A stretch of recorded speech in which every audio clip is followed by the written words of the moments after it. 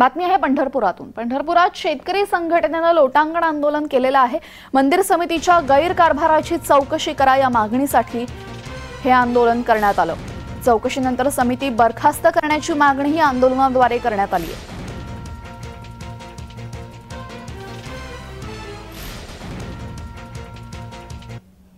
महाराष्ट्र राज्य जनहित शेतकरी संघटनेच्या वतीनं व ॲडव्होकेट दत्तात्रय खडतर यांच्या वतीनं पंढरपूर येथील शिवाजी पुतळ्याच्या साक्षीने शिवाजी महाराज चौकात अक्षरशः गेल्या 17 दिवसापासून थंडीत आंदोलन चालू आहे।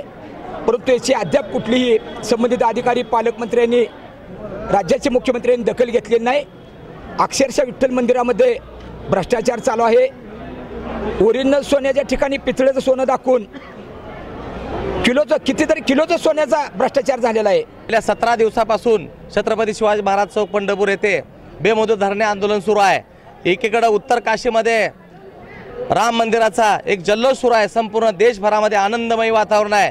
आणि दुसरीकडे ही पंढरपूर विठ्ठलाची नगरी दक्षिण काशी ज्याला म्हटलं जातं, या दक्षिण काशीमध्ये मात्र दक्षिण काशीची मंदिर समिती ही भ्रष्टाचाराने बरबटलेली आहे, मुदत संपलेली आहे। राज्य सरकारचं इकडे लक्ष नाही। एकीकडे उत्तर काशीमध्ये जल्लोष आणि दुसरीकडे दक्षिण काशीमध्ये भ्रष्टाचाराने गाठलेला कळस, म्हणून ही मंदिर समिती बरखास्त झाली पाहिजे